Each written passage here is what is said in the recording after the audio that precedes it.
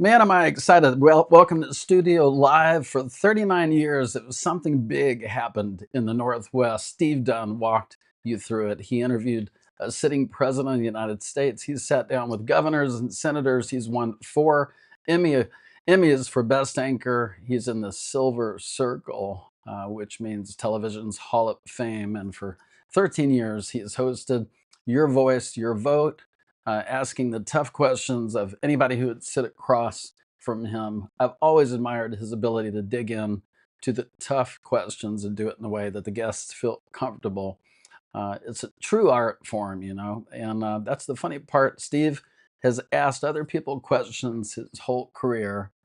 He's probably the best in the business at it, but ask around.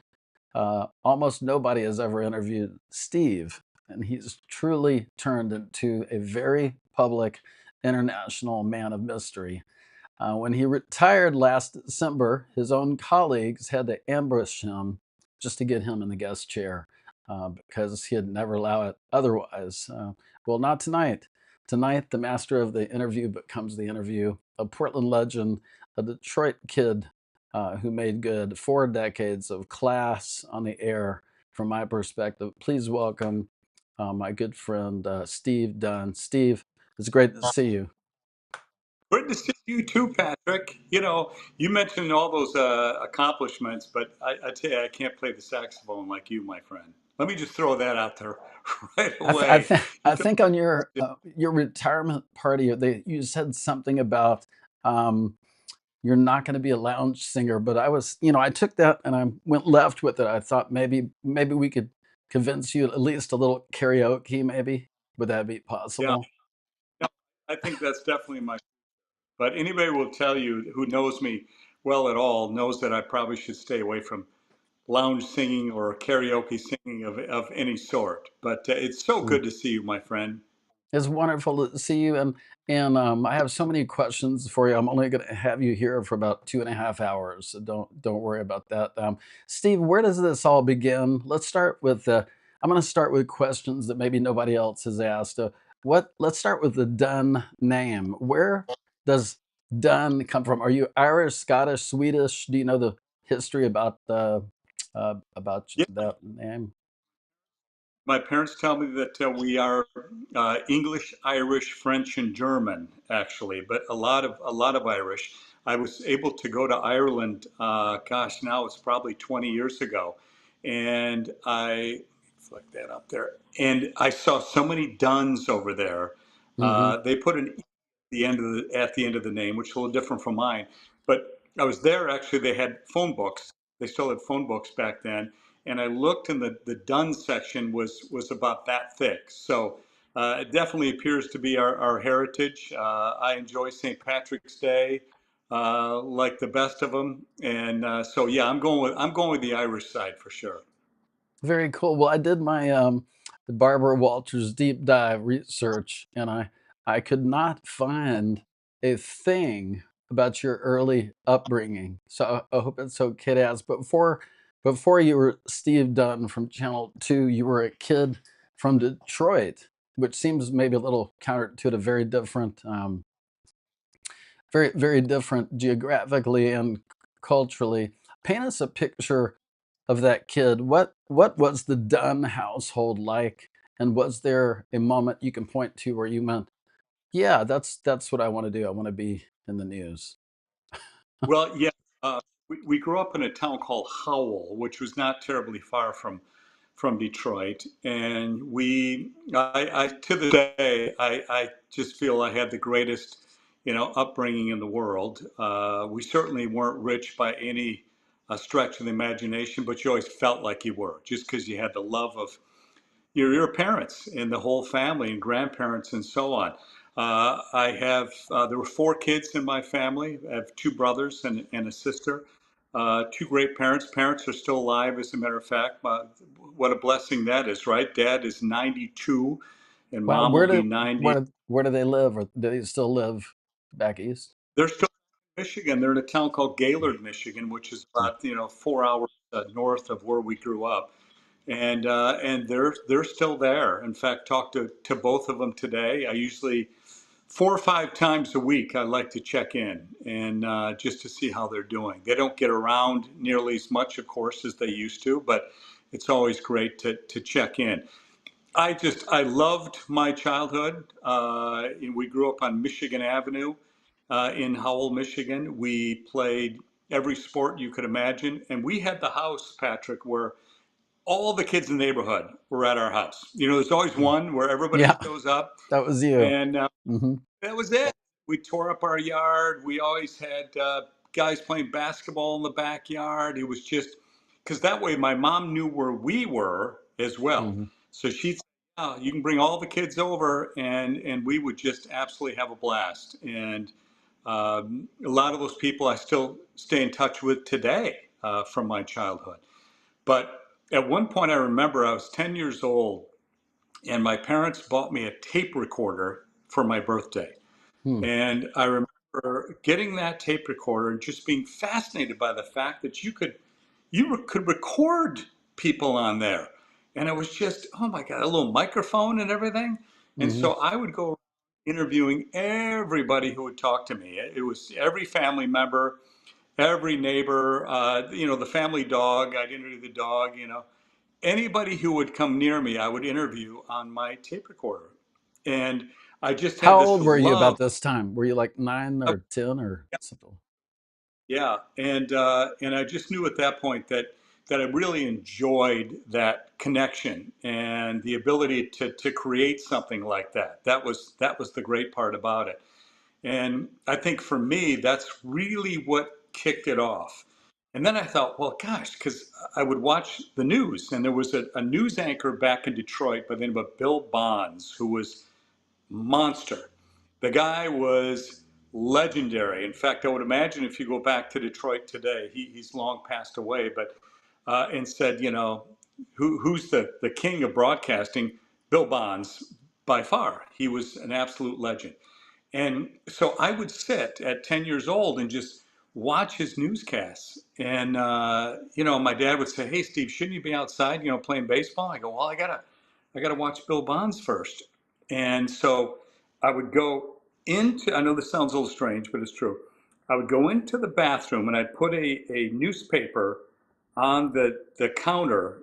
And then I'd get down on my knees and I'd try and memorize paragraphs from the newspaper and then read it into the Wow. mirror. Wow. And Wow. I was, that's how they're doing. Little did I know later in life, I found out that, you had teleprompters and you Hmm. didn't need to memorize all that stuff, but that's what I thought they did. I thought they were memorizing everything. So I thought, I got to get used to this. And so I think that's really what kicked it off. And I never really looked back at that point. That was it. Was your dad involved in the business or at all? What did he do? And was he really sort of the first person who believed in you? Both my parents believed in me. Dad worked in the banking industry for a while, and then later in life, we moved to northern Michigan, and he was in the office supply business. But they were very supportive of whatever I was doing. All of us Mm. kids, and I remember when I got my first job out of college, Patrick, was in Traverse City, Michigan, a small but Mm. terrific town. If you've been, you got to go sometime. Right on the water. And that was my first job out of college. And it was in my parents' viewing area. So their Mm. newscast night was me doing the news, and so they would sit and have dinner and watch me doing the news. Now, every once in a while, I'd get a call from my mom the next day going, that tie did not go with that shirt. I just want you to know that, or what? I think you need a haircut or something. Mm. But they were loyal viewers, and of course, all their friends would watch, and all my relatives who were in that viewing area would watch as well. So that was fun for me. That my first job was they could see me on a regular basis. So I spent about 2.5 years there in Traverse City, and before moving on to Lansing, Michigan. And so they were when I left, they were kind of heartbroken because they couldn't see me anymore after that first 2.5 years.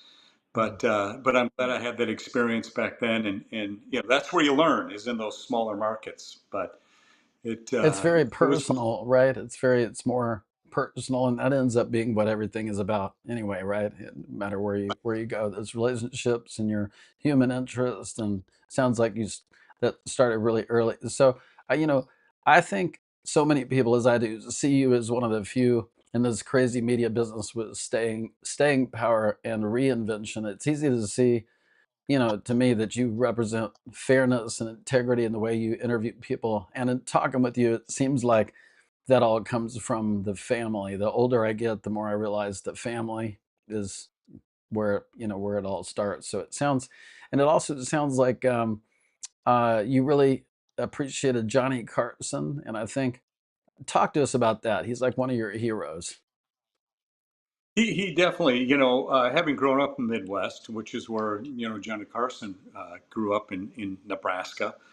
And the one night that I could stay up late was Friday night when I was a kid, and everybody else would be in bed, and I'd stay up till 11:30, and for the Tonight Show with Johnny Carson, and I just loved the way he dealt with people, and it didn't matter if you were 95 years old or you were 5 years old.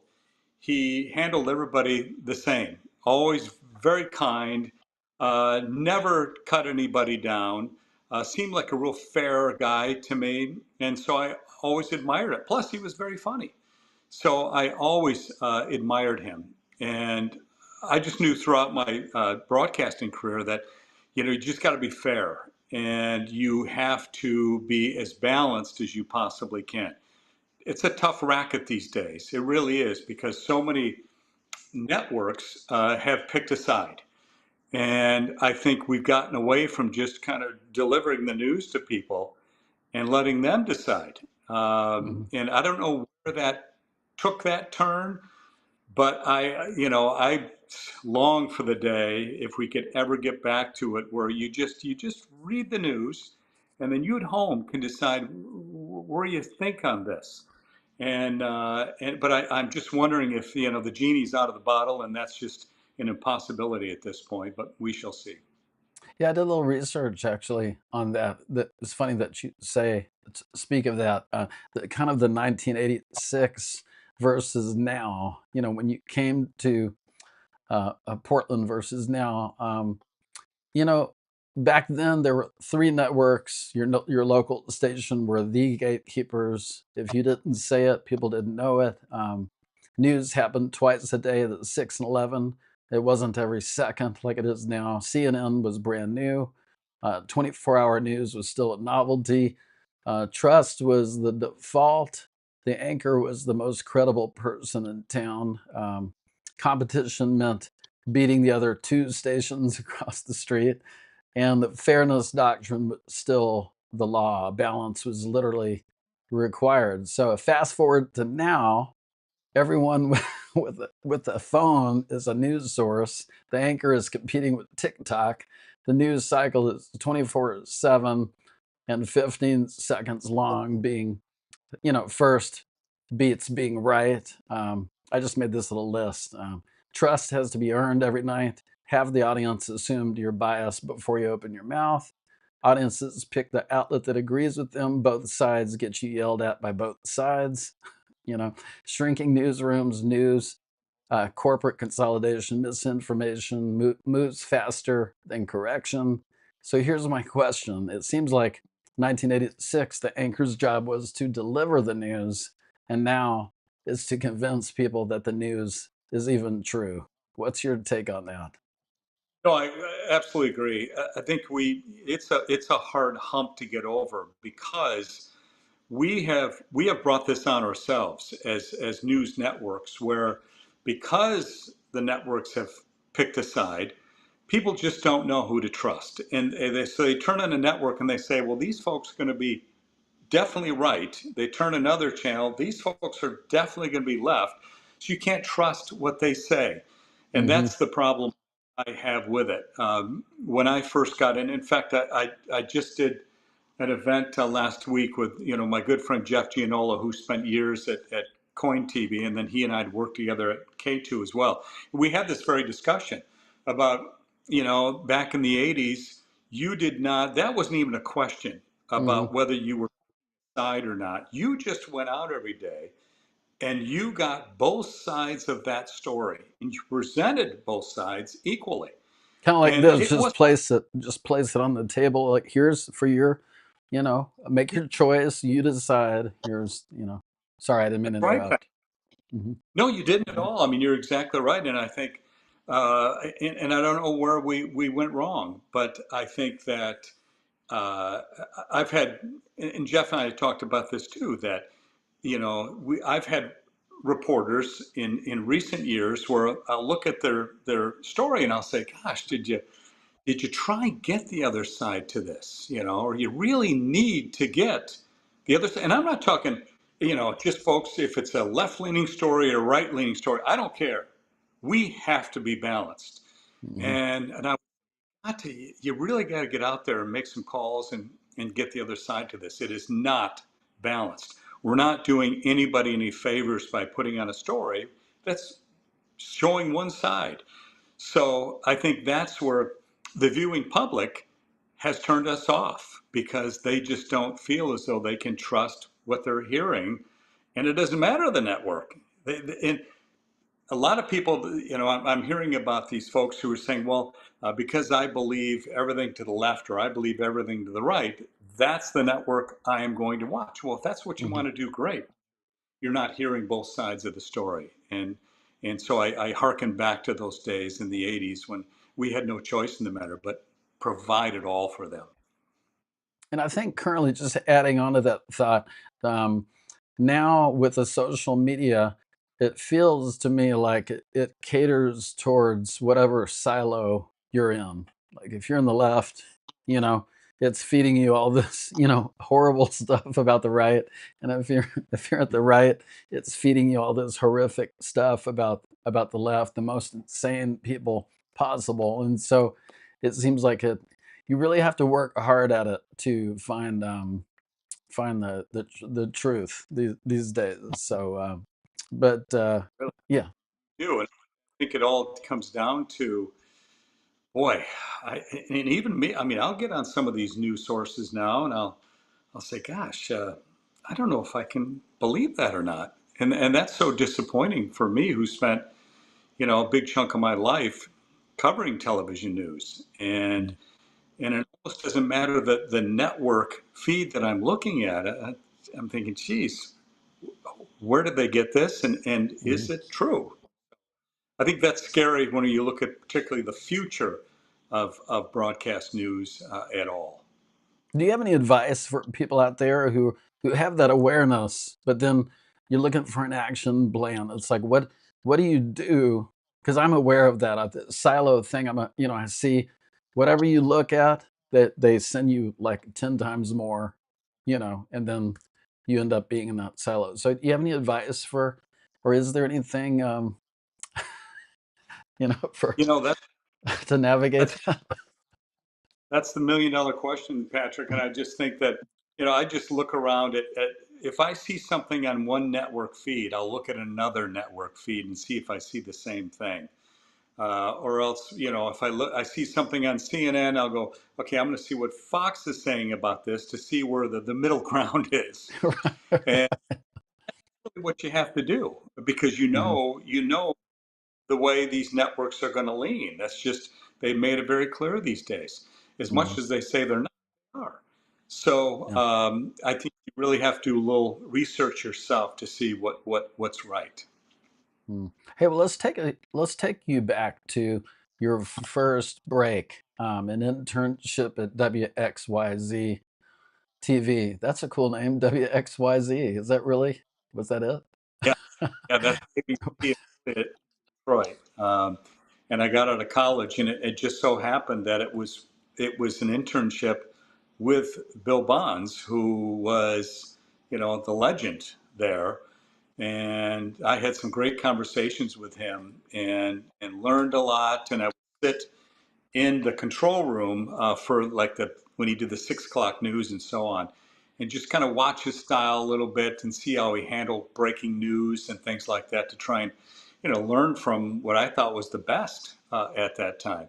So that ended up being a great internship for me. It was a non-paying internship, and I had to live with some relatives at the time because it was a little far away from my parents' house, but it was well worth it, and I would do it all over again. But um, when I went to college, I our school specialized big either teaching or broadcasting, and so I chose the broadcast route.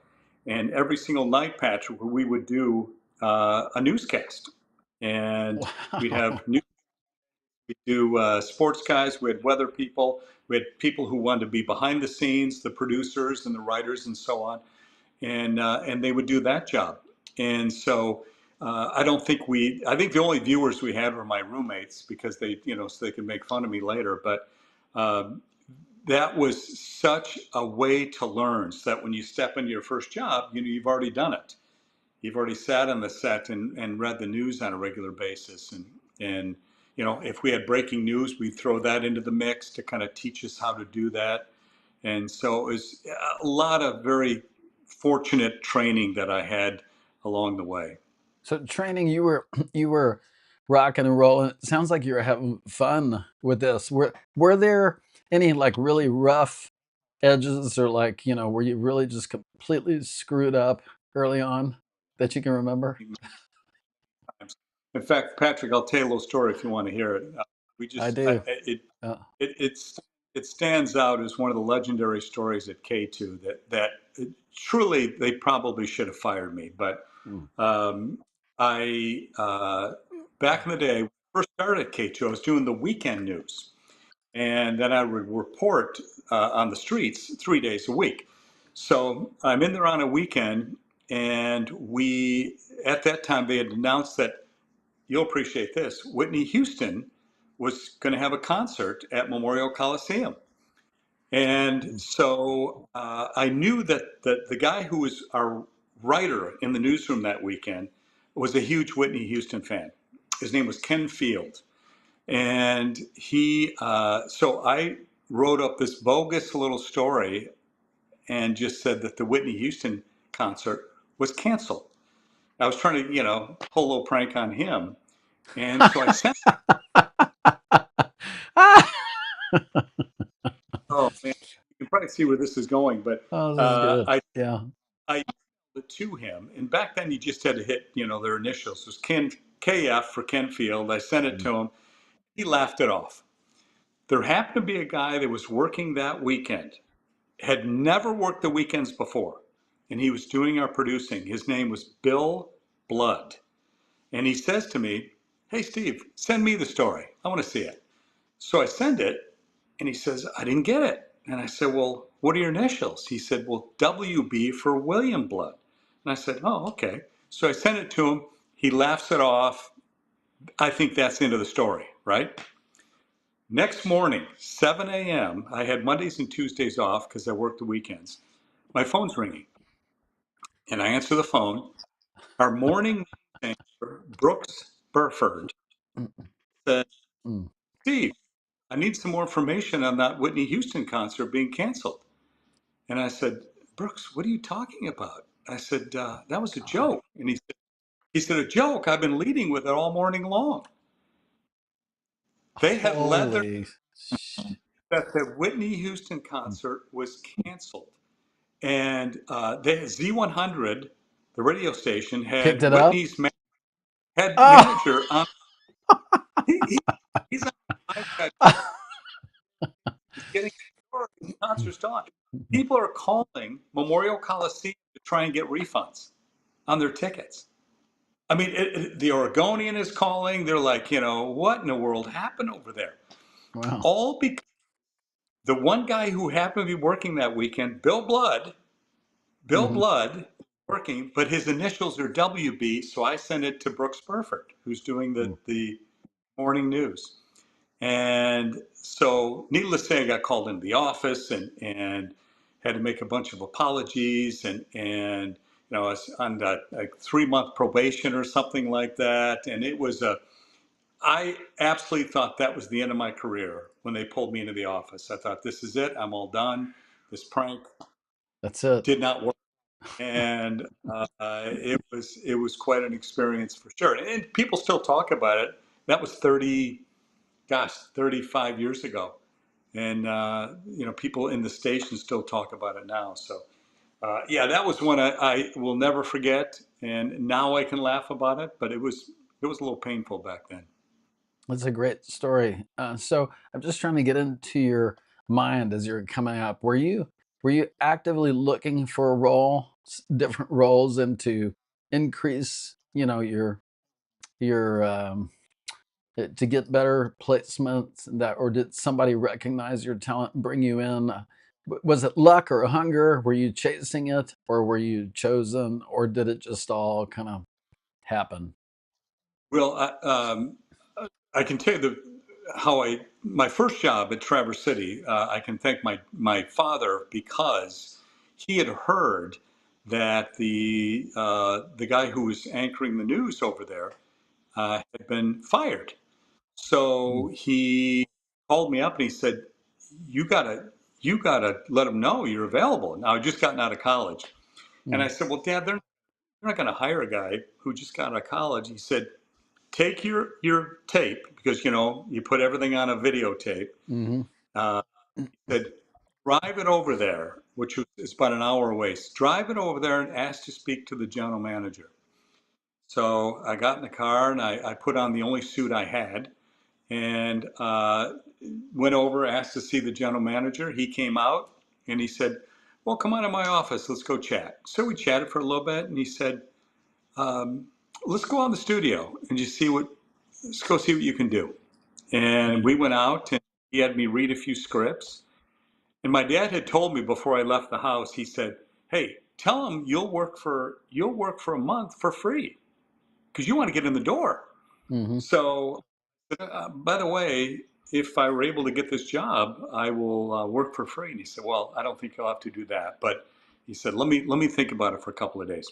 So 2 days later, he called me up, and I had the job. So it was thanks to my dad who pushed me a little bit to just go knock on the door and not just send it through the mail, and it all worked out.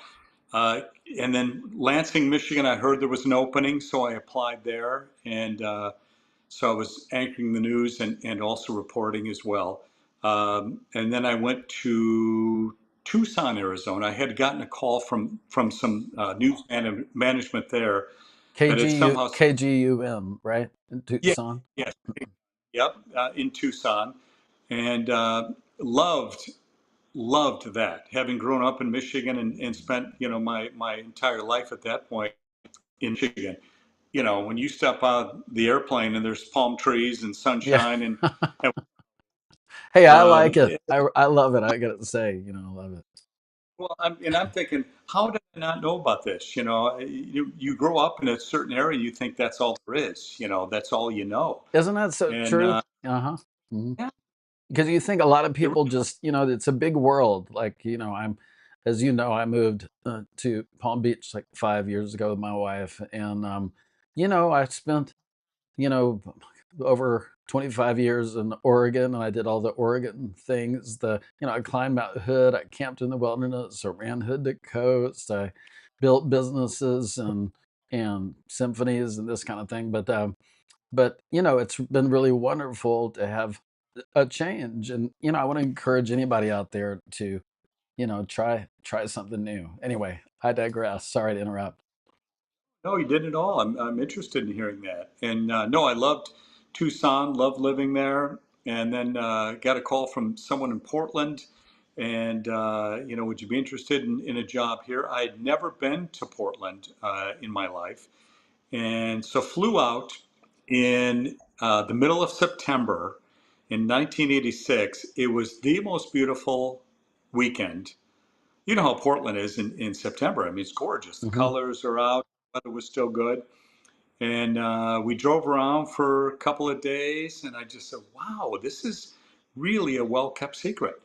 And I thought, I could stay there for a while. It just seemed like felt like home.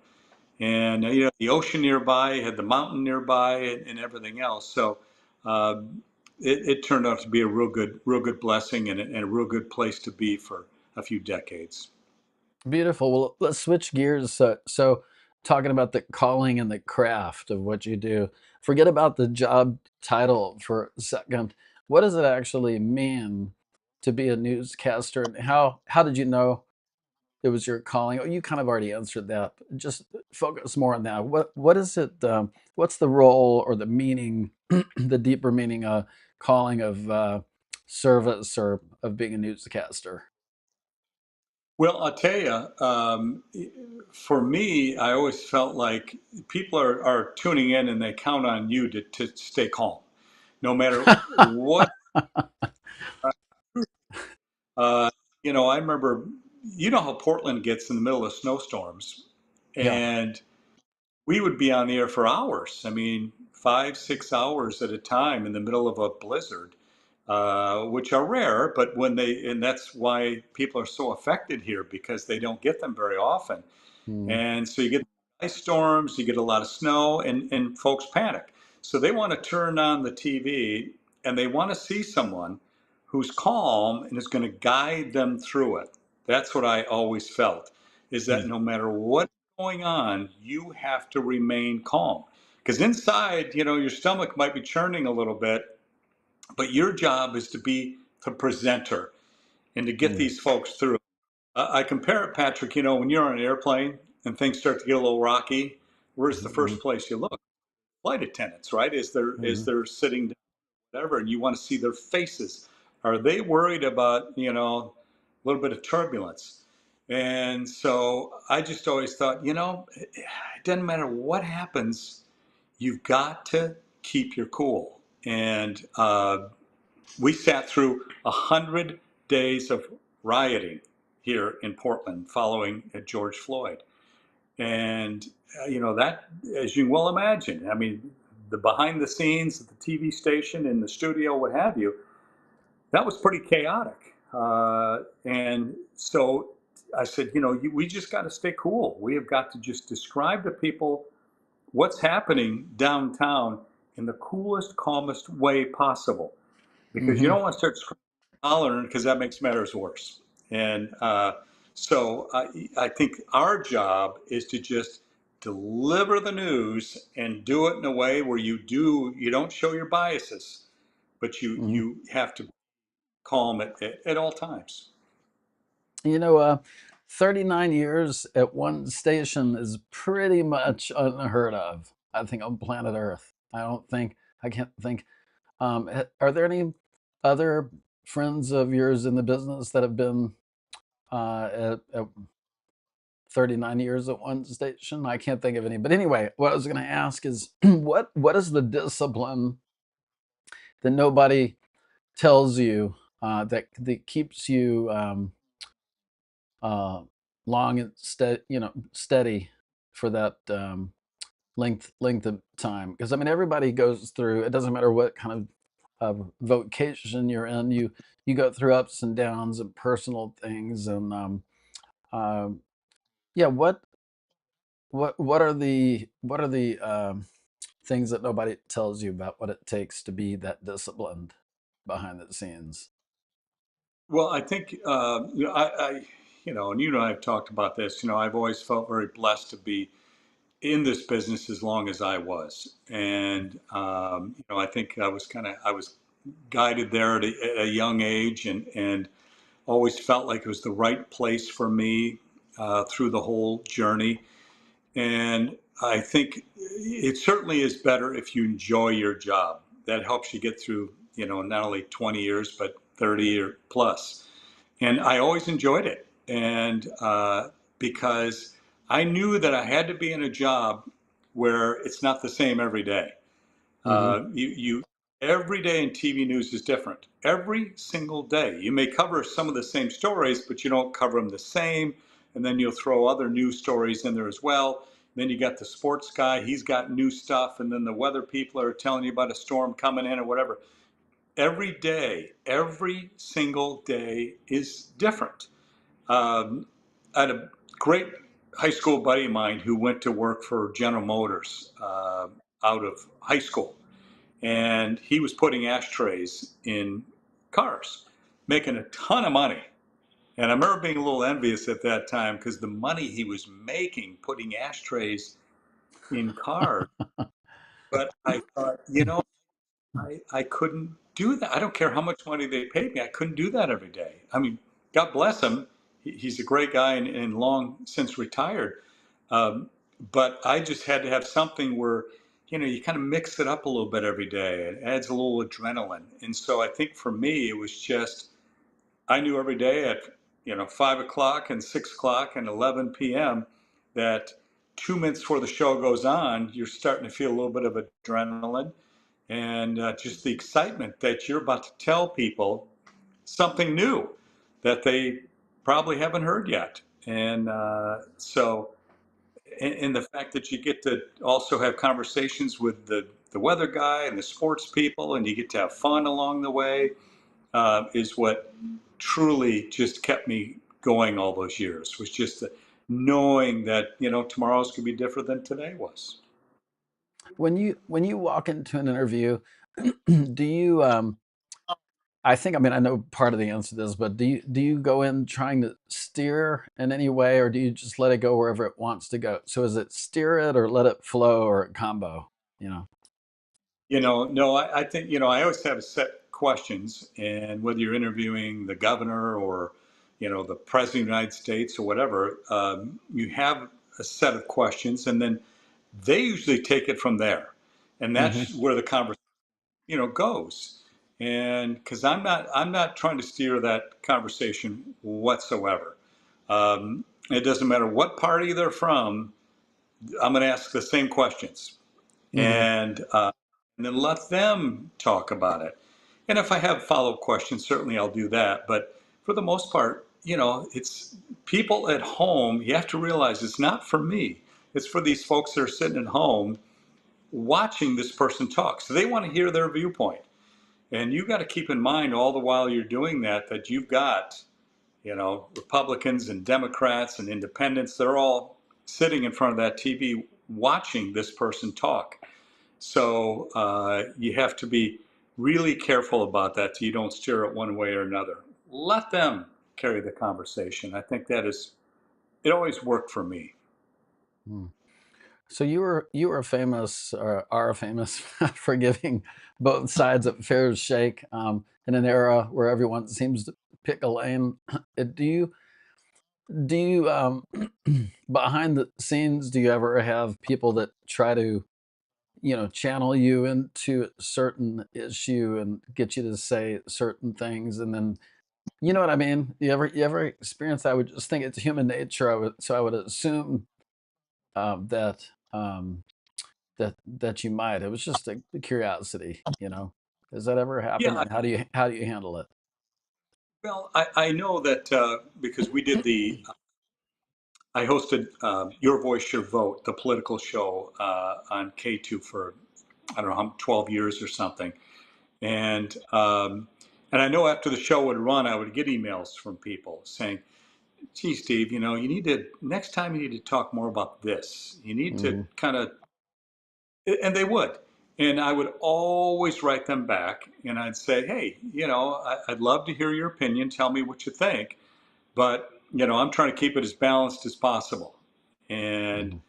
and, you know, it's these days, it's a tough task to keep things balanced. It truly is. But I think if you're going to remain a news anchor in any city, you have to really do your best to maintain that as long as possible. But yeah, people are always pushing and prodding, saying, "Hey, tell me why." Uh, and I would say to them, "Hey, I'm happy to present. If you want to come on the show, we can put you on as well. Let's talk about it, But right? Hmm. give you fair space. Yeah, Hmm. absolutely. So you said the secret to a good life is having several chapters. Now that's a real builder's mindset. I love it. But it takes a lot of people don't realize is it takes guts to close a chapter, while you're still winning, or to, what did it take for you to decide it was time for the next chapter? Is the first part of the question. And was there a moment, or had you been planning it for some time? That's a great question. I think for me, it was because I had done this for so long, and uh, since 1982, and it just got to the point where I thought, I'm just not sure I'm getting the same excitement out of this job that I was even 5 years ago. And because it has become so much more of a struggle because of the way TV stations have responded in their, pick a right lane, pick a left lane, and so on. And it's been a tough road to cover a lot of the stories we've covered in the last 5 years, in particularly in Portland, Oregon. So I think for me, it was just, man, do I want to sign on for another 2 or 3 years and keep doing this when I'm not feeling that enjoyment, that excitement that I'd felt before?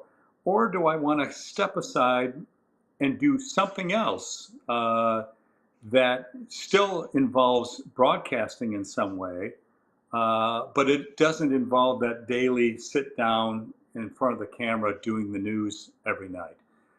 Mm, And I finally, I just had to really think about it. You say your prayers about it, whatever mhm, it takes. And then one day it was just, this is right. I went in and I sat down with my manager, and I said, I think I'm done. mm, And that's it. They have since they've been terrific to me. K2 has been, and they wanted me to still stay on and do some special projects. Just did the parade for them in last month, and some other things along the way that I'll still be in touch with. But I just had to step away from the daily news, and since that time, several of my friends have done the same. Some at K2 and some at other stations, just because you realize at some point there are other things in life that you want to try along the way. So that was pretty much it for me. I think when I knew it, I wasn't going to turn back. Once mhm, I made that, I was not I was not turning back, and I think it's the best decision probably I've ever made mm. at this point. Was there a moment, like, was there like a news that you could share, or is there anything that particular, that was there a day? I'm always curious about that, like, because a moment, a day, an issue where you're like, wow, that's it.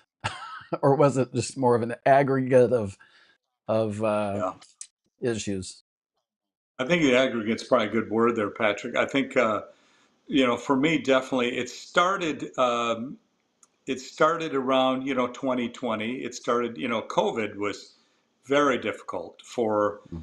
for broadcasters because we still had to go to work every day, and it a lot of times I'd drive on the freeway to go into work, and I was the only one on the road. And you'd get to the TV station, and they'd sent a lot of folks home, but we were still there every day, and we had to sit a certain distance apart, and wear the masks and all that stuff in our workplace. And then every day that's all you were talking about. Right. Was COVID. It was our newscast Hmm. was from beginning to end was COVID. And then they'd have stuff running at the bottom of the screen, telling how many people have gotten COVID. And so at that point, I just thought, boy, this is not fun, of course, for Hmm. anybody involved, the Hmm. folks who are watching at home or any of us. But to sit and have to, because at home you can turn off the TV once in a while, and you Hmm. can say, well, I'm tired of hearing about COVID, so I'm going to Hmm. watch, uh, Housewives of New Jersey. Right. You're in television news, you just have to keep talking about it, and then along came George Floyd, and we had the 100 days of the riots, and then we had the big fires. You remember the fires in the gorge and Oh, so on. I That remember them. same, Yeah. Hmm. so it was all kind of all building up at that point, and I started to think, how much longer do I really want to do this? Hmm. And because it does take a lot out of you through the years. And you know, and I'm not saying we did a lot of heavy lifting, or it certainly isn't rocket science what we were doing, but it weighs on your emotions and your stress level, certainly when you're going through one thing after the next, after the next, after the next. So for me, it was just felt like I just kind of needed a big break, and so it came at the right time. Well, what gives you the most joy now? What fills your cup up? Like, it sounds like you figured out what doesn't and what you love, and and I'm a big believer in that because there's plenty of negativity, and there's also tons of positivity. So if whatever you focus on and run through your body is going to become greater. It's just literally that simple. So I mean, I don't deny all the horrific things going on, and I pay attention, try to stay informed, but I choose you know I want to live in the sun, have joy, serve people, make for the positive stuff. So what fills up your cup the most now for you?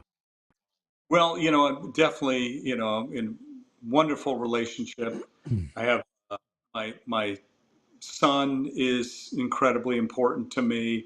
I'm able to watch him grow up now in a way that I wasn't before. He's just 14 years old, Patrick, and Logan, he is that so right? yeah, and he's involved in a lot of sports, so I'm able to be there for the sports. I'm able to uh, pick him up from school, take him to school if need be, take him to his sports, and just be more present in his life. And Mm, I think that to me is so incredibly important. And that's what really does it for me. mm. Um, and it's really funny because I'll just be out for a walk on at 3 or 4 in the afternoon or something, and I'll say, man, I would normally be at work right now thinking about all the big stories of the day and everything, and out, enjoying the sunshine and the fresh air, and just think, there's a reason that we have all these different chapters. You Mhm. go through perfect timing what I was doing before, and it lasted a long time, and I enjoyed it. I truly did. But there comes a time where you have to really adjust and say, where am I getting my happiness, and where does that come from, and what do I need more to kind of nourish, my own soul a little bit. And so I think it's helped a lot. That's beautiful. I got great comments here. One of them is from Wendy Waddell. I sure miss you, Steve. The fact is, I've had a crush on you for years. Doesn't have anything to do with it, right? Oh my gosh. That's I want to say something about the viewers we've had too, Patrick, because I'm telling you that it didn't matter what we were going through. Quite often we different organizations would come on and raise money for an Mhm. earthquake here, whatever it may be, the fires and so on. And the the viewers were so generous and so kind through all those years, and I will never forget that. And when Jeff and I did that event last week, he talked about the same thing. He said, Portland is really a special place in that way, that people really coalesce and they come together. They step up for causes, and we saw that every time we asked for help from viewers. And so I've been so fortunate to have terrific viewers through the years who have been so kind to me. No question about that. Wonderful. And for people, do you have a person, or who at home do you trust that gives you? Do you have a go-to person that gives you that broad, honest perspective, that you talk to?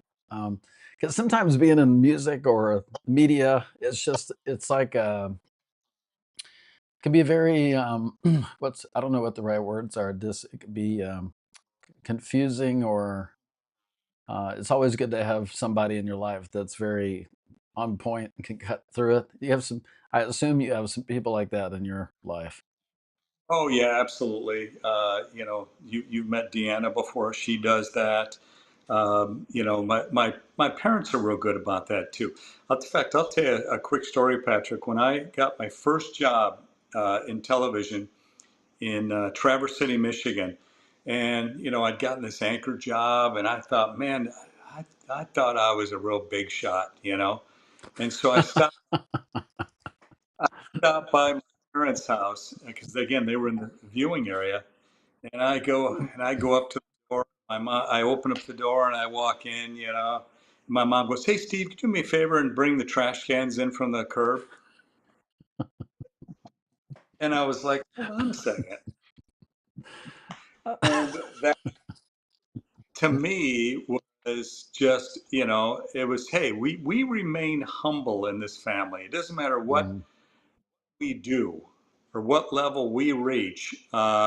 Someone is going to tell you that you're not as big a pants as you think you are, and that's always been the case with my parents and everybody in my family has been that way. My brother Scott lives here locally as well, and he'd be one of the first to say, hey, you know, get over yourself a little bit. So, Mhm. there's always people to put you in perspective, and I appreciate that. I appreciate that. Yeah. So your co-anchor of 20 years, Deborah Knapp, says she's been rolling her eyes at your puns every single day, and that the internet is weirdly convinced that you two are married. Your colleague Yes.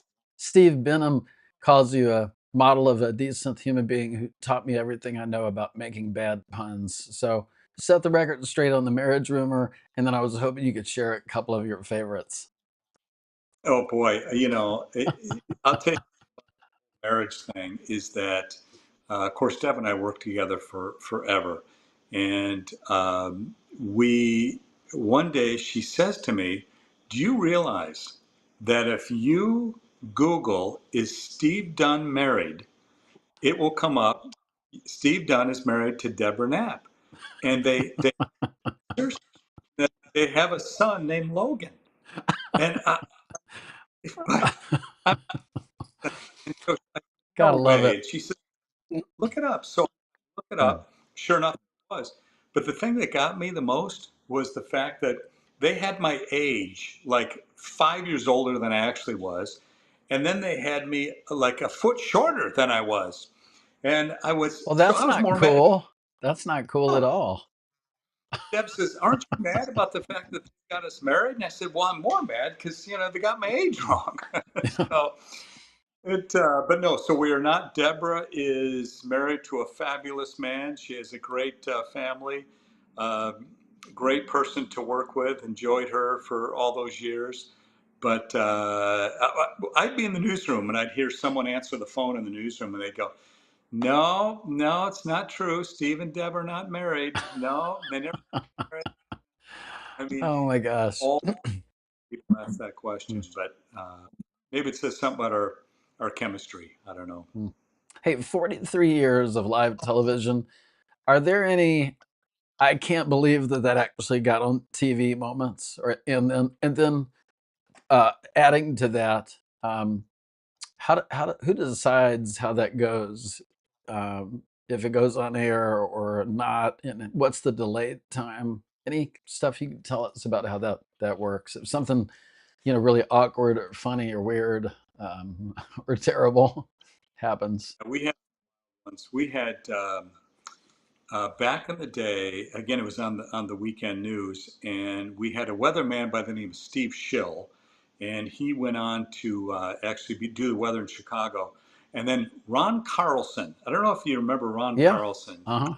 Great, great guy, and he was our sports guy. And Ron was doing sports on the weekends with me.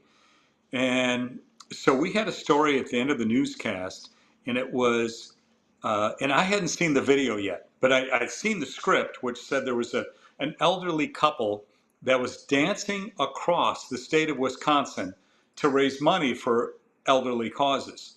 And so I started reading the story, and I look down and I see this video, and it's this couple, and they're literally out in some rural road, and they're doing like a foxtrot down the middle of the road or something. Well, Ron Carlson had the goofiest laugh, and in fact, I just talked to him 2 days ago, and I think he still does. uh, he starts this. So he does this little noise. All right. So I'm reading the script, and I hear Ron go. He does that. That's his laugh. Well, then I start. He still starts laughing, and we're and all you see is this video of this couple dancing across state Wisconsin, and you just hear Ron doing this, and then you hear me laughing, you Yeah. hear Steve laughing, another word. Mm. So finally, they get to the end of the show. And you know how when you get laughing, sometimes you can't catch your breath. Yeah. So they left. The show just went off the air. Huh. So, oh man, we sat and we laughed for another 5 minutes, and I looked at these guys and I said, "Oh man, I hope we aren't in trouble after that." And they said, "No." So the next day, my news director calls me in and he says, "I had a lady call me today, and she said, funniest thing I've ever seen on television." And so he wasn't mad at all. He was just like, "Hey, you guys were having fun out there, and Yeah. this viewer enjoyed it. So what the heck?" But so we've had things like that where you just cannot stop laughing. Um, it over the years. Yeah, they were. Oh my gosh, I could tell you some puns, but none are coming to mind, and that's probably a good thing because That's I had a lot of eye rolls over the years from not just Deb, but everybody in that newsroom.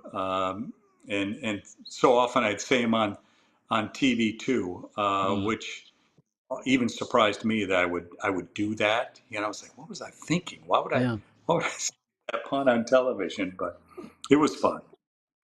So you've interviewed presidents. The one that got away was Reagan. Do you ever get nervous? Has there ever been a time where you're like, this is intense and I'm nervous, or is it you're just a full Jedi and you never get swayed by any of this anymore?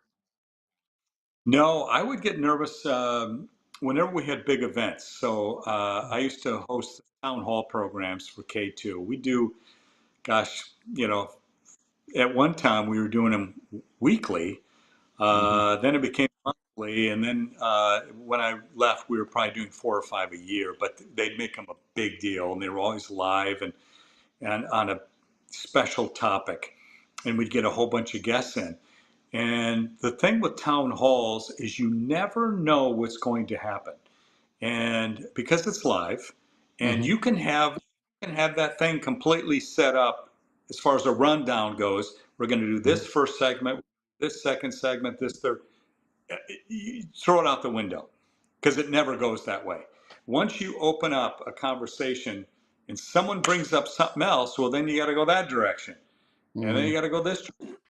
So I remember at the beginning of town halls where I'd feel nervous and have to take a couple deep breaths and just we're going to get through this and you go because it's the unknown.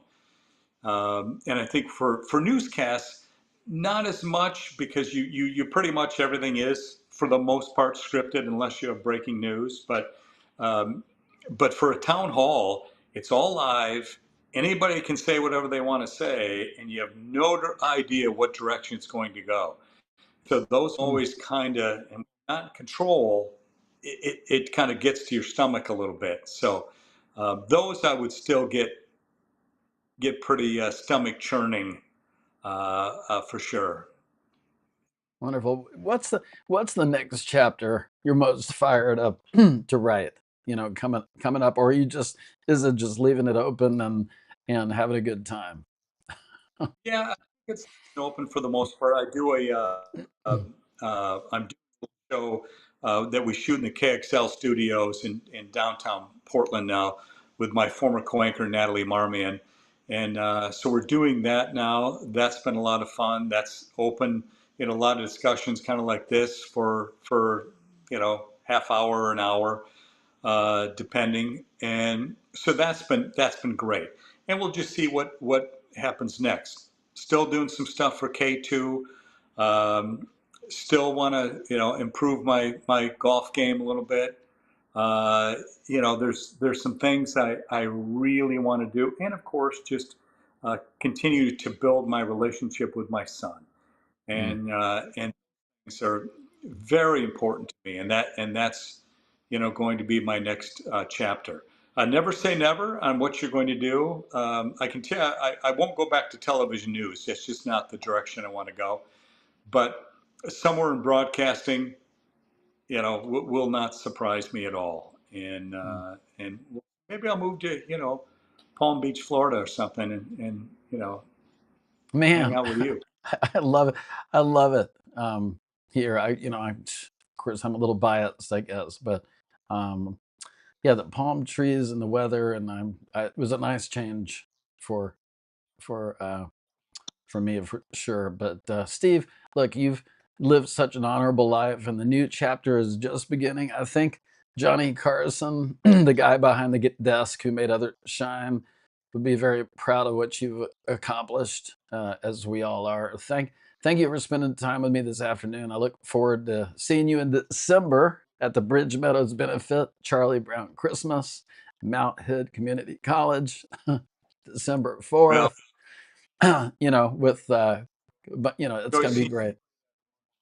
always enjoy seeing you play that horn. So I will, and for those folks out there who haven't seen Patrick play, uh, mark it down next time he's anywhere near you, and go check him out because he's the best. But hey, thanks Yeah. for inviting me. I really enjoyed it, Patrick. Steve, is so grateful to you. Is there anything else you'd like to share until next time? Anything You else? know, I just think that in life, you well know, do what you have passion for, and you'll never work a day in your life. And I'm sure you said that many times, playing your horn at different events. Boy, someone's actually paying me for this, right? And Mhm. I think if you that job along the way where this is not work at all, and it gets the brain moving a little bit, and you get excited about it, and you have fun, then you truly will never work. But always find something to do and always keep moving is what I say. Wonderful. Steve Dunn, thank you so much. God bless you and everybody out there. And I'll see you soon in December, if not before. Okay? Take care. See you, man.